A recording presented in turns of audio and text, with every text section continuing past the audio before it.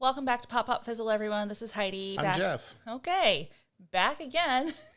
I know, shocking. I know. But I'm back again with another episode of Deep Space Nine with my friendly cohort here, Jeff. Oh, me. Yeah, you. Okay. Okay. I'm not used to being called a cohort. Well, I don't know. We're a cohort of two. It's usually that jerk I'm married to over there. I like him. He's okay. All right, so we're going to watch what now? So we are watching, I'm so excited for this because this is actually an episode that a lot of you have recommended as something that you want to see me reacting to. So I'm very excited about that. But not only because of that, but because the time that I went through the entire internet, Seems legit. Yeah, for sure. At least 12 to 14 websites that told me which episodes are worth watching and which ones aren't.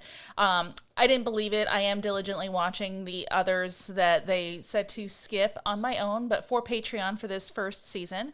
I am very excited about this one. This is season 1, episode Patreon, 18. that's a liquor, right? Yes. Yes, Okay. it's a good liquor. $5 a pop gets you everything. It's a fantastic one. Actually, that link is always in our description. It probably popped up along here somewhere as well. So if you want to see Heidi's full-length reaction to any of the Star Trek Deep Space Nine episodes, you can find them there, including the one that you're about to watch with us now. Yep. So this is Deep Space Nine episode, season 1, episode 18, Duet. And just before... Oh, a musical episode. Yeah, that's exciting. Now, I haven't actually read the summary yet, but just to recap, the one that I have on Patreon only, the episode before this was called Dramatis Personae, and that was one where... Gesundheit. Yes, thank you. Klingon was beamed aboard the ship before his ship was blown apart and happened... Napoleon blown apart? Yes, exactly that. This is why you don't miss me when I'm not here next to you.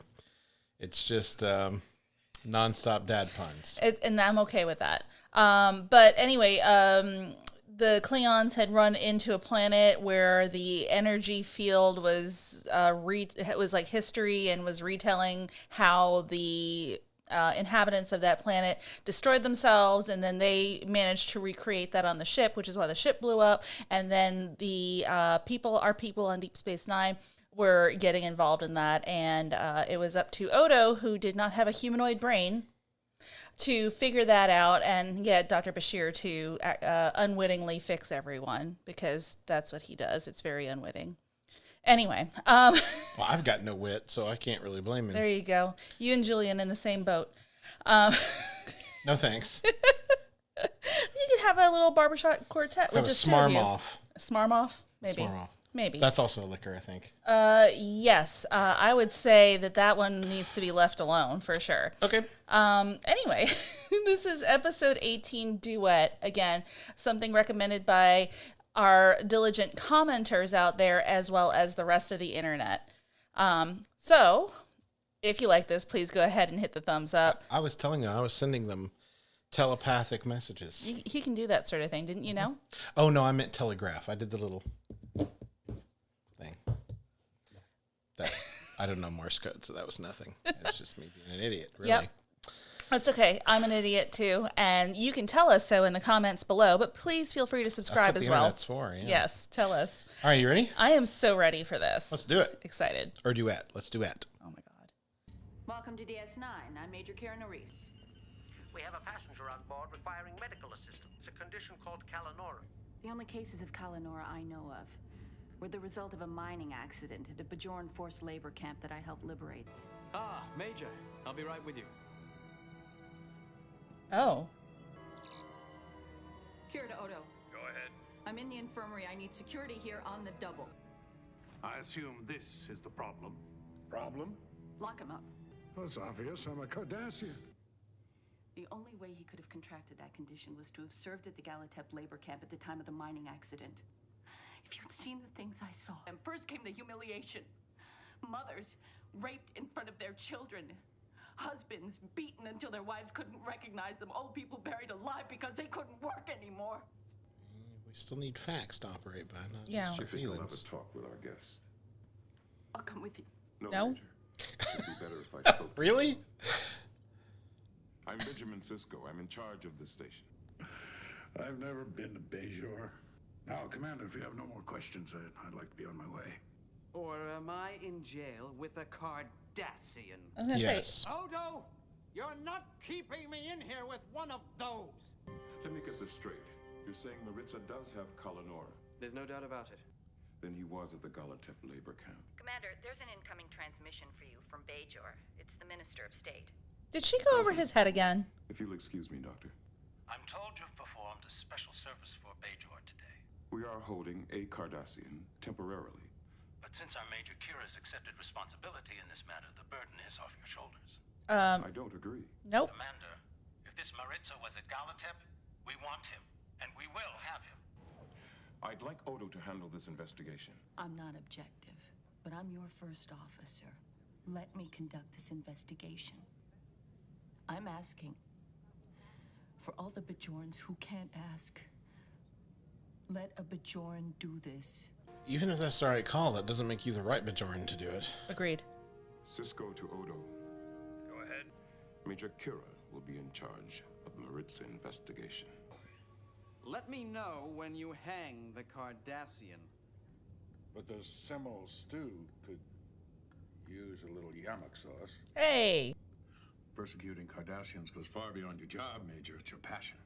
Our doctor confirmed you do have Kalanor, which means you were at Galatep. If your lies are going to be this transparent, it's going to be a very short interrogation.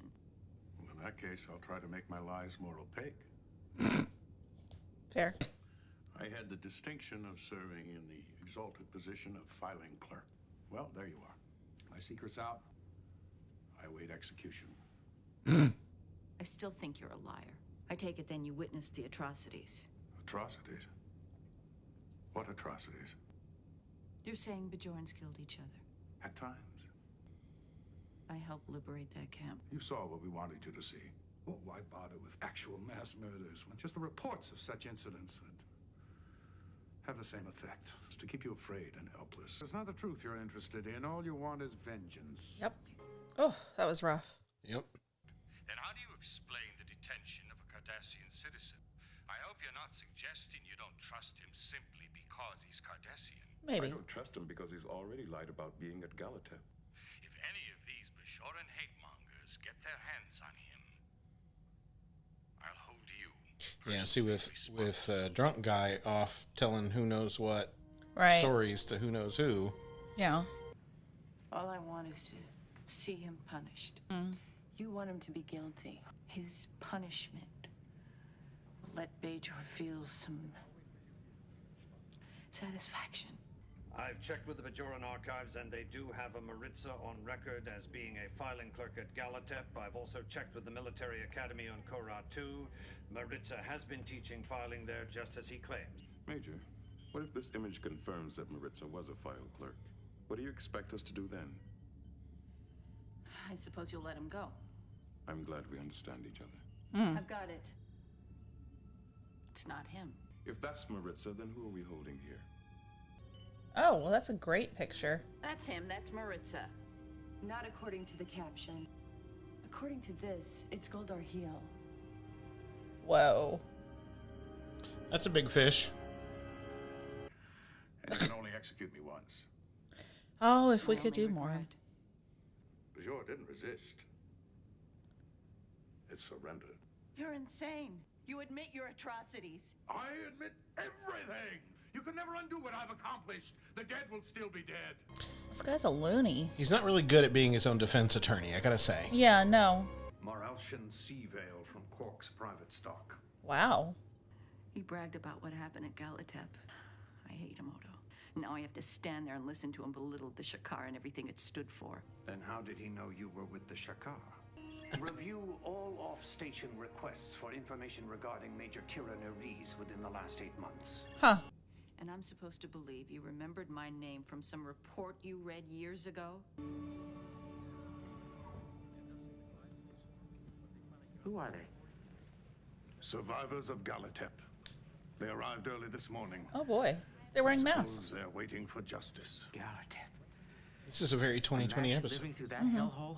3 months ago, a request came from Korra 2 for information concerning Kira Nerys, but the name on the request was Eamon Maritza.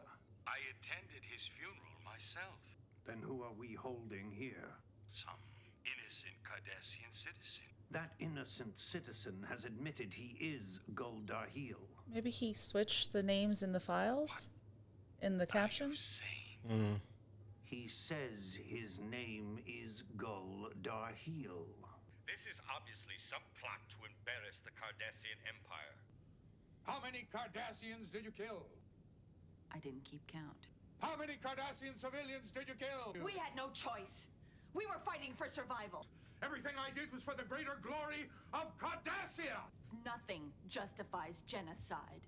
I don't know why yet, but the man in that cell wanted to be caught.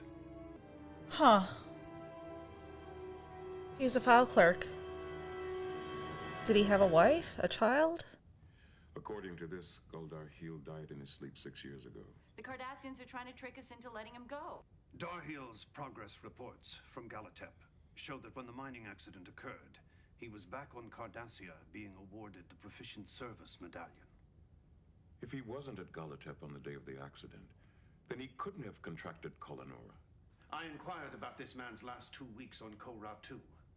He resigned his position at the military academy, put all his affairs in order, and even provided handsomely for his housekeeper, I understand. He specifically requested passage on a vessel that was scheduled to stop here.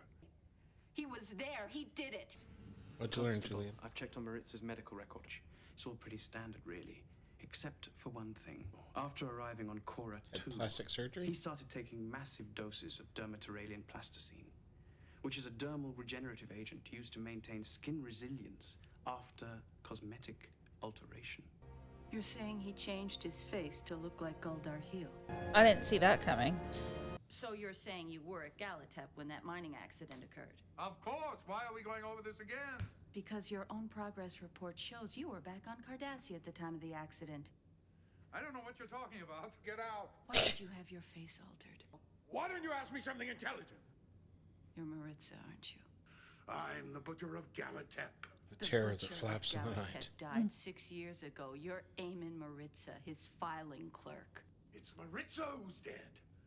Maritza, who was good for nothing but cowering under his bunk and weeping like a woman. Yeah. So this guy wants to be punished because he feels like he failed. You have no idea what it's like to be a coward. See these horrors and do nothing. You didn't commit those crimes, and you couldn't stop them. You were only one man. Why are you doing this? My trial will force Cardassia to acknowledge its guilt. What you're asking for is another murder. I won't help kill another. If they believe that I was Gul Darheel, then my trial might have helped to bring about a new Cardassia. What you tried to do was very honorable. If Cardassia is going to change, it's going to need people like you. Oh, look out. No. Oh, no, no, no, no, come no, no, no, on. no, no, no, no.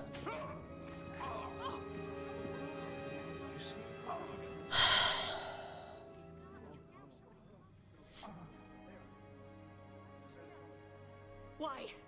He wasn't Darheel. Why? He's a Cardassian. That's reason enough. No. It's not. Whew. All right, friends.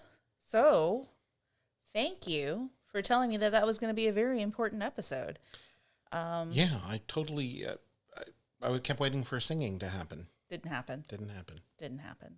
I can't imagine singing any of what we saw though, so it's okay. Yeah, that would have been very awkward. Actually, we enjoy musical episodes of Sure. things when they're done well. This would have been a really poor choice. So, yeah, that was an extremely heavy episode. But kind of picking up on the growth that we've seen for Major Kira for this season, I am still not a fan of how she was at the beginning of the season, but she's starting to show that she's learning and becoming, being able to see other perspectives other than Bajoran. And that comes with being in contact with different people. So I'm very glad that she's been exposed to different situations and people so that she Right. can expand herself and really kind of be able to see a more global picture of just state of the galaxy in general. So I'm really happy with this episode for her, and I'm glad that we saw some growth in her character. Well, I do a fair bit of writing, and whenever I'm writing stories, I try to remember that every character is somebody's favorite character, right? There's that likelihood that something about them is going to draw someone to them, and that's going to be their favorite character, whether it makes any sense to you or not. Kira may not be your favorite character, but I bet she's somebody's favorite character. And, you know, I think it's always good to have a character that starts off kind of rough, kind of, you know, ruffles the feathers a bit, you know, and has to settle into, and you can imagine, given the history of Bajor and the occupation, that it would take time for some of those wounds to heal and for her perspective to shift a bit. Yeah. So I think not that she's not rightly angry for sure, and all that, but to, you know, this was a great episode to sort of have her realize that not everybody involved in a war wants to be there, and not everybody involved in a war has the power to affect the kind of change that they might like to. And people maybe, you know, were trying to protect family or friends or whatever, and just we don't know if they were like the grunts were conscripted into service. I mean, we don't know that. But you can also see from his perspective that even if that's true, that you would feel the weight of guilt and the sort of powerlessness would eat away at you. So we don't have a lot of, you know, we don't really have the way to jump into that sort of feeling, and understand. But this was so well acted that I feel like it was easy to feel what the characters were feeling. It was easy to understand her position of being vengeful and wanting justice, and not just justice for, you know, not just to assuage her own sort of need for that, but also to give her people some sort of closure, right, to rally around. But then to see that he was just the other side of that coin, that he needed to be the focal point for Cardassia sort of coming to grips with what it's done, and who it's admitting guilt. And the thing is, there's no guarantee that would have done that. It was just his hope. It was just his, and, you know, I think that's the important thing to note there too. The reason she was saying to him there at the end that if Cardassia is going to change, it needs good people like you, but not just you. You know, it's going to need more than that, because it's going to take a lot more than just one person to shift an entire world's perspective. Sure. But yeah, I love that, and the title makes so much sense, because it really was, focal point was just the two of them here. Yeah. And they really were, their stories, their feelings and emotions and guilt and anger and all of those feelings were so intertwined throughout this, like a good duet should be. And I've got to say, like, I haven't joined you for many of these. I joined you for Q-less, and that's nobody's favorite episode. I just like Q, so I wanted to watch it. But this one really well acted, so I'm glad that I got to step in for this one. For sure. Yeah, I really enjoyed this one. I this has renewed my faith in the internet guides. You know, there were some episodes that were Patreon only where I was like, okay, I can see where this was just not something that we needed to watch together. But there were some that were good, and I was like, well, what's everybody thinking? But this was really good. This was like really already one of my favorites after the pilot, the premiere. Premiere. I was like, what is that word that starts with a P? Just couldn't remember. I knew you were searching for it. I was there. So this is probably up there with that as one of my favorites. So I'm very excited. Can I say something about Patreon real quick? Yes.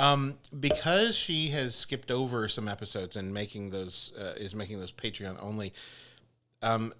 The upload on those Patreon only things takes so long that you're getting her episodes where she's reacting to them and putting them on YouTube.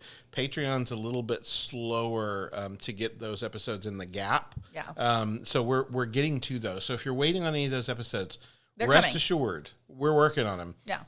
And by the time we're done with the season, you'll hopefully have access to all of them. Yes. It's just that editing schedules and uploading when kids are on the network for school and everything else, it can take a while. So a little bit rough. Preemptively, thank you for your patience on that front. And if you're not already subscribed on Patreon, you should consider doing that because you get her full-length reactions to these episodes, plus all the ones that are not going up on YouTube, and everything else we're reacting to, which is Farscape, yes, Stargirl, last season of Agents of S.H.I.E.L.D., which was season 7, BBC's Class, and we just started The Mandalorian season 2. That's right.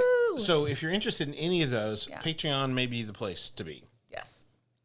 Okay. Well, as I said the last time I was up here on YouTube, it was unbelievable to me that I've made it almost all the way through season 1, and this is the penultimate episode of season 1. So the next episode that'll be going up will be in the hands of the prophets, and I'm just going by memory on that one. So woo, go me. Couldn't remember the word premiere, but hey, anyway, and that is the season finale for season 1 of Deep Space Nine, and I'm so excited for it because that also fell into the category of must watch. I would assume that season openers and season closers would have to be must watch, but everyone was very right about this episode, so I'm really hoping that I'm going to be just as pleased with the season finale for season 1. So I'm very excited about it. Again, if you like this, please give me a thumbs up. Please feel free to comment below. I've been really enjoying seeing people's comments. I feel like there are some people who are commenting as they're going, and I think that's a lot of fun, so thank you for that. If you have any more episodes that you're really excited about in the next coming season, no spoilers, but please let me know that so I can get even more excited about them. And then, of course, like we said, please join us on Patreon, subscribe to the channel. Thank you so much for joining me, and I am looking forward to sharing the season finale with you guys on the next episode. Thank you so much. Bye. Bye.